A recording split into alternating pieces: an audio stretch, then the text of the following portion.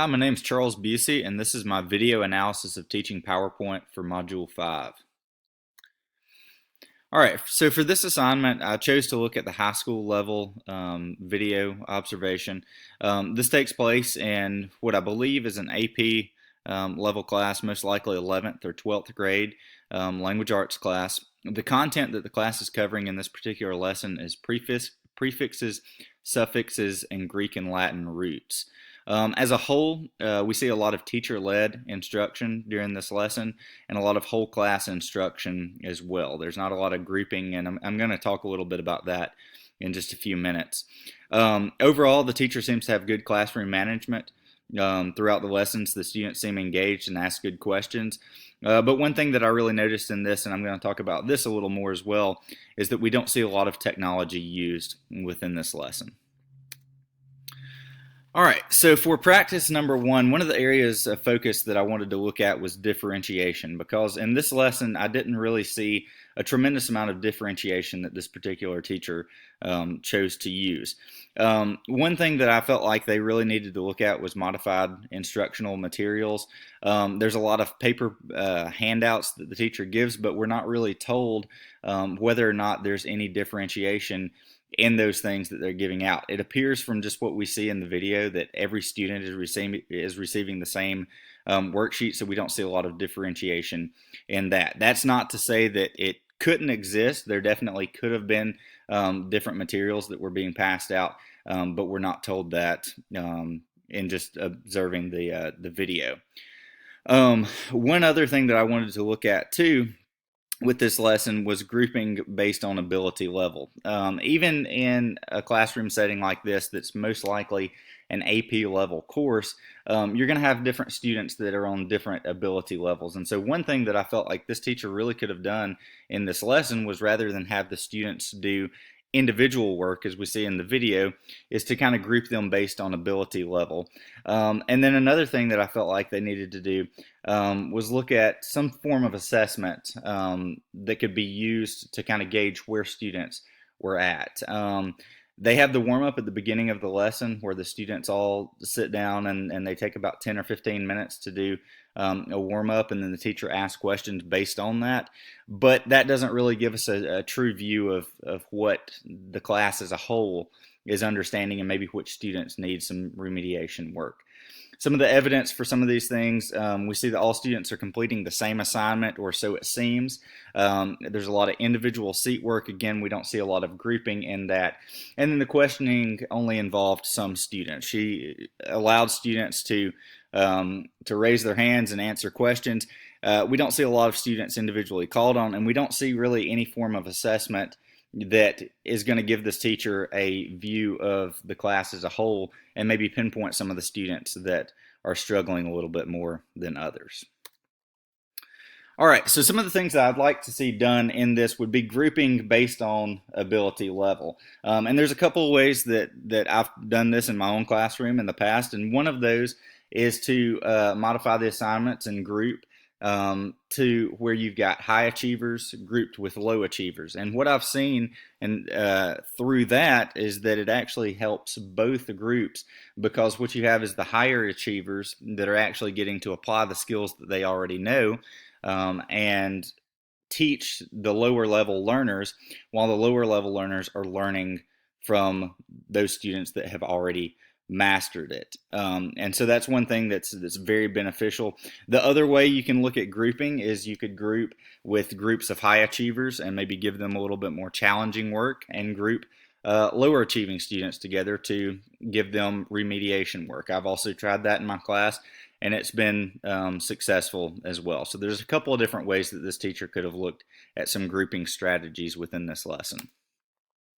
So for a plan of action for differentiation and maybe getting some of this grouping going in the classroom, again, I'd like to see some form of assessment to kind of gauge the student ability level as a whole and pinpoint some of those students. A couple of different great ways to do that. Socrative is a great tool, especially at the high school level, and then Quizzes as well. Basically what these two programs allow a teacher to do is just at the very beginning of a lesson incorporate this maybe as a warm-up. And with Socrative, and you can actually see on the screen here, I've included a picture kind of what the results look like. But down there, you've got the student names on the left, and I know it's kind of hard to see, but the green boxes indicate questions that the students got correct. So as you can see, that first student up there, the only question that they missed on this warm-up or assignment was question number 2. Whereas, when we look on down, it looks like question number 3 was something that as a whole gave the class a lot of trouble. So that might be something that the teacher needs to look at reteaching. Again, grouping students based on ability level, you could group higher students with lower students that way, or you could have groups of high achieving students and other groups of low achieving students as well, and then give those students modified instructional materials based on that. All right, so for the second thing that I wanted to look at was technology usage within this class. And we really, in this video, we don't see any technology being used. There's a lot of traditional paper pencil work where students are working individually on worksheets. And I feel like that this is a real area that this teacher could improve on.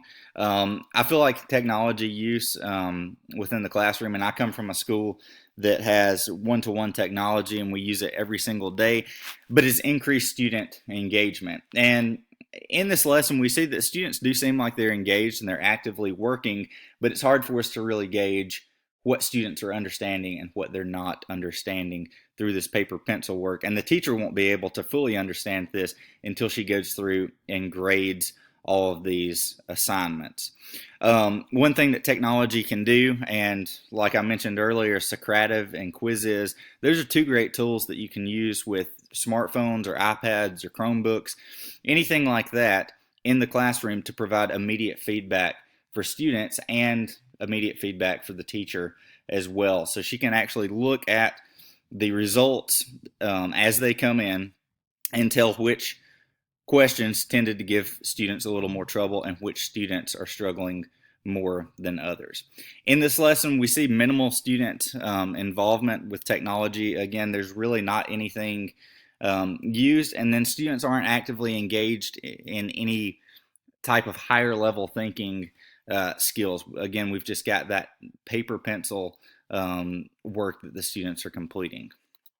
So what I'd like this teacher to look at doing potentially is, if possible, try to incorporate some form of one-to-one technology within this lesson. Smartphones, iPads, Chromebooks, those are all great things, and I know that some schools have more technology resources available to teachers than others. My school, for instance, is a one-to-one school where every student has an iPad. So this is something that's very easy for my school to incorporate and for me to do in my own classes. But most schools do have iPad carts that can be checked out. And in this day and age, any school that has BYOT, where there's a Wi-Fi access for students to use with their smartphones, you could use smartphones as well to incorporate some one-to-one technology within this lesson. Another great thing that I thought that this teacher could potentially look at would be some form of an online learning platform. At my school, personally, we use Schoology. I've also used Edmodo in the past, and those are great tools because what they allow is they allow for assignments to be given to individual students, and you can create folders and different things based on groups and that sort of thing. And that's another great tool to be able to differentiate instruction within the classroom. And then again, technology within the classroom, it just provides for quicker feedback. With the paper pencil stuff, it's got its place, but a lot of times it's very difficult because the teacher has to go through and grade, and it might be the next day or a couple of days later before the teacher can really give lasting feedback. So a plan of action for getting technology into this lesson. Again, if there's any way that this teacher can use one-to-one technology in the classroom, whether that be a computer lab or checking out iPads from the media center or just students using their own smartphones, that would be a great start for this. And then the development of an online learning platform such as Edmodo or Schoology, that's going to help the teacher provide instant feedback to the students, and then also differentiate instruction as well. So the resources needed to incorporate this would be some form of technology that the students can use in the classroom, the instructional apps or websites needed for that. And then a lot of schools nowadays have instructional technology coaches at their school, and that might be a good resource for this teacher to tap into if possible. And that person could kind of help them set up some of these things in using technology within their class. All right, the last area of focus that I want to look at is time management. And this is kind of one of the first things that I noticed within this lesson that this teacher could really improve on. It appears that this lesson lasts about 45 minutes. I'm assuming that that's probably about the length of the class that these students are in. We don't know that for sure. But about the first 15 minutes of class is devoted for a warm-up, and then really about half the class, rather than getting into any kind of new material, the students are reviewing what they've learned in a previous lesson. I felt like the teacher could probably manage that time a little bit better and focus and have more time to focus on the new material. And then maybe provide some form of a quick warm up using something like Socrative if that one-to-one technology is available. So some of the evidence that we've got again, the first portion of the class, about a third of the class is devoted to this warm-up. I just really felt like that was too much time spent on that, and it didn't provide the feedback. Using the paper pencil model, I didn't think it provided the feedback that the students really needed. And then the student engagement, the students all seemed like they were doing the assignment, but it's hard to gauge which students really understood the material.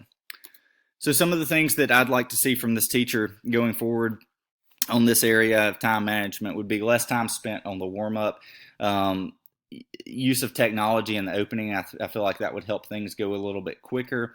That would also help for feedback for students, and it would get the students more actively engaged in the warm-up as well. So a plan of action for this, I think this teacher needs to kind of look at modifying lesson plans for one thing. Again, I feel like she devoted too much time for this warm-up. And that's something that's a simple fix, because looking at lesson plans, and I do this myself all the time, is looking at the lesson plan and saying, okay, I'm just going to devote the first 5 minutes or the first 10 minutes for this this warm-up assignment, because if it's not managed correctly, it's very easy to end up spending half the class on reviewing material from the previous day. And sometimes that's necessary, but in this case I felt like they could have done a little bit more as far as introducing the new material and the teacher helping the students work on that. Development of online warm-ups would be a great start for this. Again, using Socrative or quizzes, that would be a wonderful start. Homework using an online learning platform. If there's any way that she had an online learning platform and she could have maybe given some of the warm-up type questions for homework the previous night, the students could have immediately come into class. They could have reviewed the answers on that and then move forward. And then just planning with an academic coach at the school if that's available. So some of the resource needed for that, again, would be an online classroom learning platform, the one-to-one technology, and then an academic coach if that's something that's available at the school. All right, so for the overall reflection, I felt like that this was an assignment that did help me in several different ways. The first thing that it did was this gave me great practice in just observing a lesson, and I've done that a little bit with some of my previous assignments that we've done in here, but this was a great way to kind of get a glimpse into somebody's classroom that I don't know the teacher. It was good as far as practice and coaching, because it allowed me to use the things that I saw in the video lesson and then figure out, okay, how can this teacher improve, and what can we do potentially to work together if this was a teacher I were working with to improve this lesson. And then it also forced me to look at instructional strategies for this teacher to use. It kind of got me thinking about, okay, what are some of the online resources that the student or this teacher could have used to better engage the students and help this class flow a little bit more smoothly. So I feel like that was something that was very, very beneficial. I think overall this lesson, the only thing that maybe could have been a little bit better and helped me a little bit more would just have been if I were working with a teacher at my school and I was actually able to help them implement some of these things into their lesson. But those are basically some of the things that I saw. Thank you very much.